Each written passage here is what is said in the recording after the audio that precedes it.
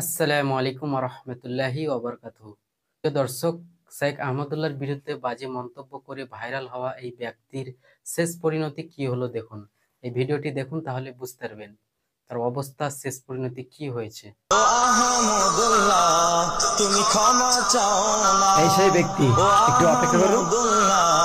তুমি ক্ষমা চাও না, কি ভুল করেছো সে কথা বলো না।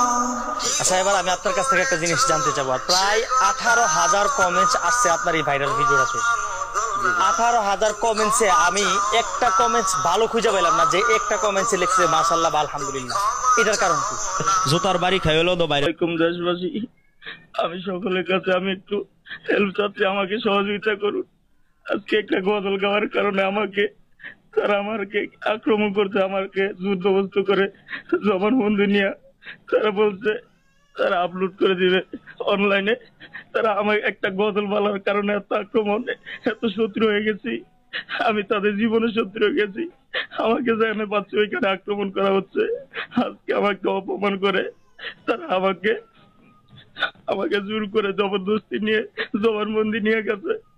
আমি আপনাদের কাছে সাহায্য চাই, এমন কেউ কি নাই আমাকে হেল্প করবেন, আমাকে সাহায্য করবেন। আজকে আমি খুব সমস্যা আছি, আন্তর্জাতিক পর্যায়ে থেকে আমাকে সর্বোচ্চ আমাকে হেল্প করুন। আমি সমস্যা আছি, খুব সমস্যা। কোনো জায়গায় যাইতে পারতেছি না, কোনো জায়গায় হাঁটতে পারতেছি না, জায়গা পাই ওই জায়গায় আমাকে সমস্যা করে। তারা আমার উপর খুবই টর্চারিং অবস্থা করছে। আমি নিজেকে আর পারতেছি না। একটা গজল বলার কারণে মানুষ কি এত শত্রু হয়? এত শত্রু কিভাবে হয়? মানুষ মুসলমানের প্রতি এত বিকৃত চরিত্র কিভাবে হয়?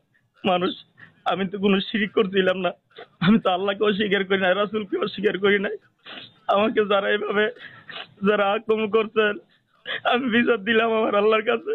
কারো পক্ষে থেকে কোনো হেল্প পাচ্ছি না, আমাকে মেহেরবানি করে কেউ হেল্প করুন ভাই। এখানে অনেকে অনেক ধরনের কথা বলতেছেন ভাই। আমার জায়গায় কেউ যদি আসতেন তাহলে বুঝতে পারতেন ভাই, এমন কোন দেশ থেকে আমার কোন